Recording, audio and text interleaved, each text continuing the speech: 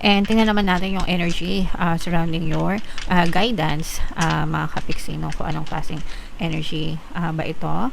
So, ito yung second chance, guys, no? Bibigyan kayo ng second chance ng inyong mga gabay, ng mga divine spirits nyo para talagang ma-achieve mo. Parang ano to, guys, no? Only chance ang nararamdaman natin dito. So, try until you succeed, mga kapiksi. Yan ang mensahe para sa inyo mula sa inyong mga gabay. Hanggang hindi nyo nagugustuhan, hanggang hindi kayo sumasukses, hanggang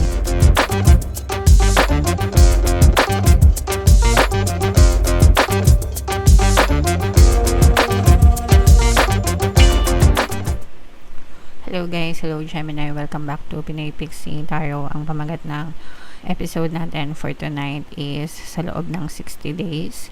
Ito isang timeless reading, mga kapiksi, para sa Gemini, Sun, Moon, Rising, Sign, and Venus. Ito yung spread na gagamitin natin para sa reading nyo, guys. Tapos ito naman yung ating mga tarot dice, mga kapiksi. So, kung ano na lang yung makaresonate, guys, take that message kasi hindi lahat ng mensahe ay mag-resonate sa inyo. So, yung unang card natin, guys, tingnan natin yung strongest energies nyo para sa reading na to, mga kapiksi.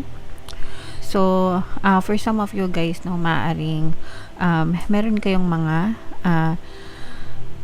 emotional pain na pinagdadaanan, mga kapiksi, no? So, parang merong pwedeng may gumagambala sa isip nyo, mga kapiksi. Pwedeng nakakaranas kayo ng mga konting sama ng loob sa buhay, hindi lang sa kahit anong aspeto ng buhay to, guys. Pwedeng sa mga relationship nyo, pwedeng sa trabaho nyo, sa buhay nyo, ganyan. Pero medyo may hinanakit, may grudges sa puso nyo, mga kapiksi. Parang may konting kirot, guys, okay? Dahil yan sa mga circumstances na na-experience nyo, guys. Tingnan naman natin yung energy surrounding your environment, no? Yung mga nakapalibot sa inyo, Gemini. So, ito, for some of you guys, marami namang opportunity sa paligid nyo, and I'm sensing na kapag finocus mo yung attention mo dito sa mga opportunities na to, maaaring unti-unting maghilom din ang iyong mga sugat, mga kapiksi. So, parang sinasabi dito, guys, na keep yourself busy, no? Magbaka-busy ka. Kumbaga, marami kang choice. May choice ka sa buhay, Gemini. It's either piliin mo na magmukmok sa mga problema mo, magmukmok dun sa mga past circumstances mo, or i-take mo yung chance, no, na mag-explore ng mga other opportunities excuse me, or mga pagbabago mga pagbabago sa buhay mo, guys, okay? So, nandyan lang yan sa paligid nyo, mga kapiksi. Parang inaantay lang yan na mag-take ng action ka, kapiksi. So, in your recent past, guys, tingnan natin yung energy nyo in your recent past. So, in your recent past, mga kapiksi, no, desidido kayo na itaguyod yung inyong pamumuhay, mga kapiksi. Pero for some reason, pwedeng nagkaroon kayo ng distraction, no? Excuse me. Ayan.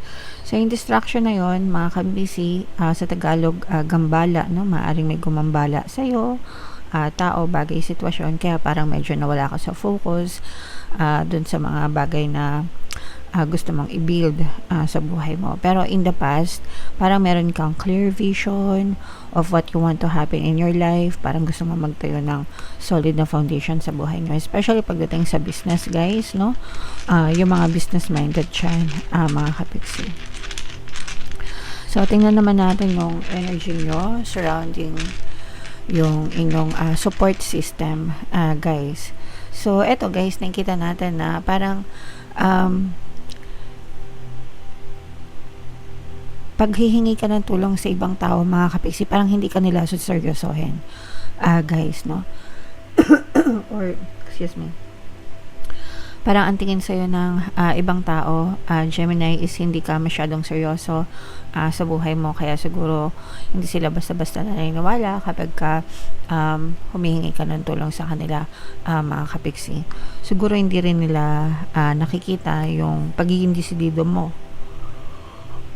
sa buhay mo, Gemini. Kaya siguro ganun na lang din yung pagtrato nila sa inyo. So, okay lang yun kung hindi ayaw nila ikaw seryosohin. Ang importante is seryosohin mo yung sarili mo, kapiksi. Okay?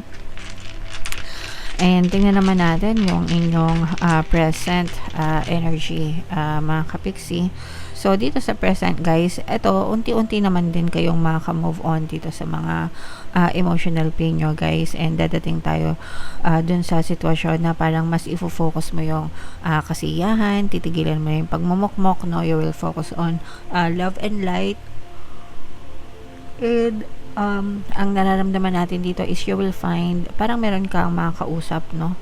Parang yung regular na makakausap na pwede mo masabihan ng problema mo or ilabas mo yung mga sama ng loob mo.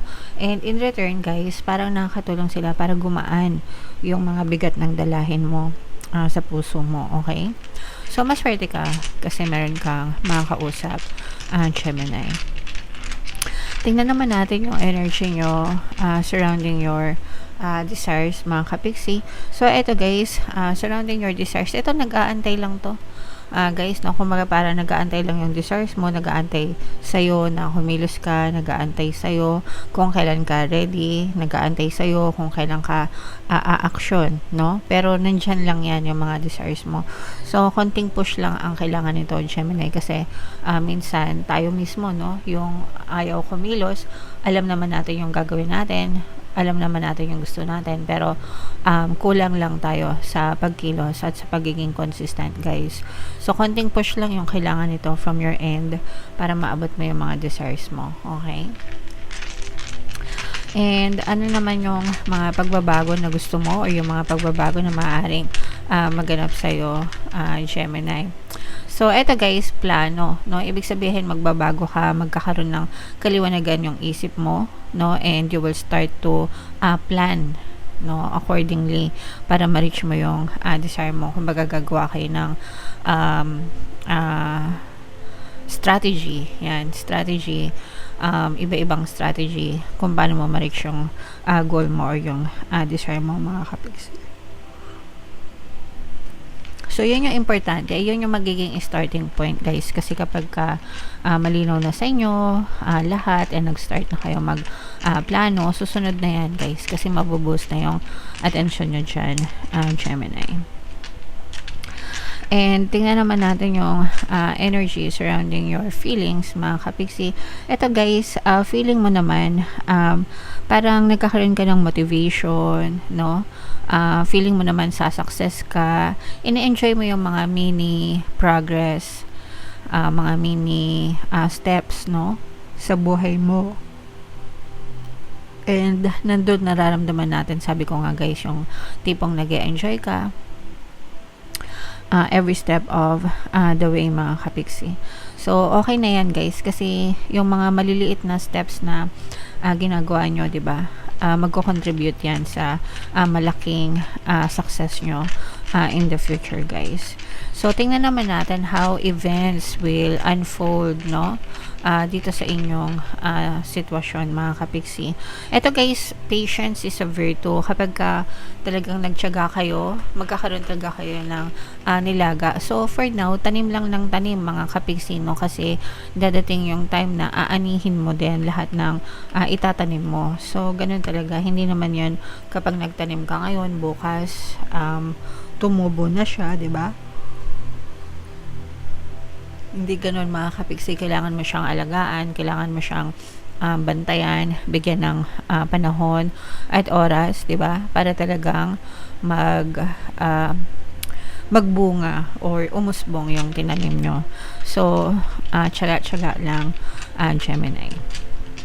And tingnan naman natin yung energy sa surroundings nyo na nakaka-apekto sa inyo, Gemini. Ano ba itong mga nakaka-apekto sa inyo right now? So, eto, guys, this is your energy. This can be, excuse me.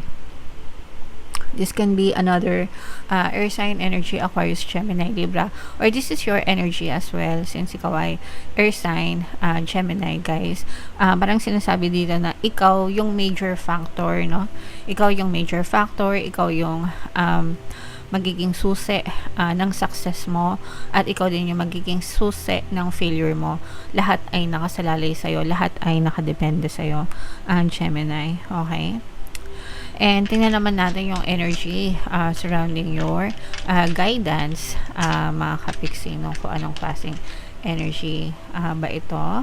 So, ito yung second chance, guys, no? Bibigyan kayo ng second chance ng inyong mga gabay, ng mga divine spirits nyo, para talagang ma-achieve mo. Parang ano to, guys, no? Unli chance ang nararamdaman natin dito. So, try until you succeed, mga kapiksi.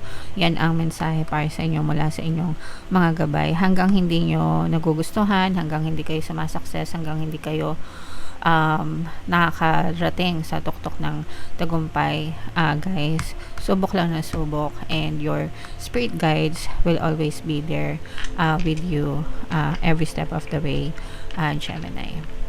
And tingnan naman natin yung future energy nyo, Gemini, regarding dito sa sitwasyon na to. So, wow. So, ito yung ilaw, no? Tatanglawan ka, mga kapiksi, ng iyong mga gabay, and in the future, makikita mo yung liwanag, no? Yung tamang path, yung tamang liwanag, tamang landas para ma-achieve mo itong mga desires mo and sumakses ka sa buhay mo. So, you will be guided along the way, guys. So, hindi kayo nag-iisa. Nakakalakas ng loob yan, Gemini. Okay? And yung last energy natin, kung ano yung conclusion natin. Sorry. Kung ano yung final conclusion natin, Gemini.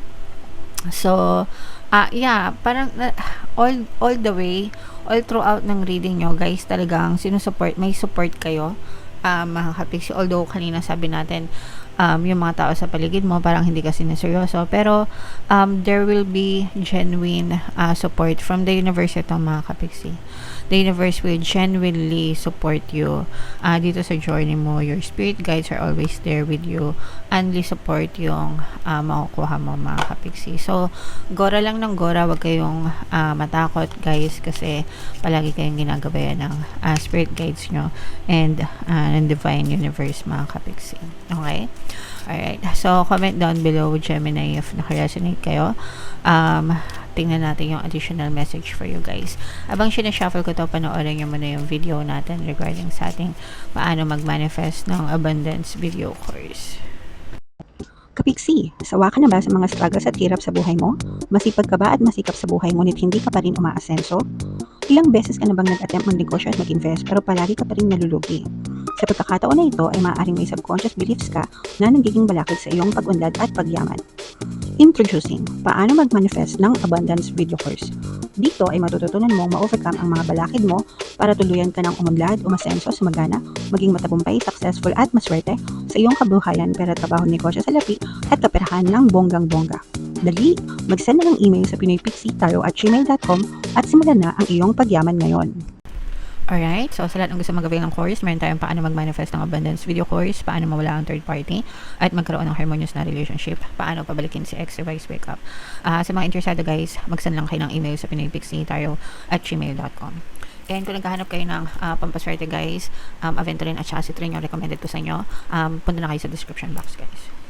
So, ito yung additional message. Ito yung peace, kapayapaan, mga kapiksi, agent of change, impact, importance. Ito, guys, habang naglalakbay kayo sa mundo na to, ibig sabihin, unti-unti nyo makikita yung kapayapaan na hinahanap nyo, yung totoong peace of mind nyo, yung mga importanteng bagay, tao, sitwasyon, at saka yung mga pagbabago na talagang inaasam-asam nyo sa buhay, mga kapiksi. So, you just have to keep on going, guys, no? Alam nyo yun, just enjoy life, guys. Ganyan lang kasimple. Alright? Okay, so yeah. Comment down below, Gemini, if naka-resonate kayo. And ito yung ating 2026 kapalaran, panoorin nyo na. Ito naman yung ating success stories ng paano mag-manifest ng abundance video course.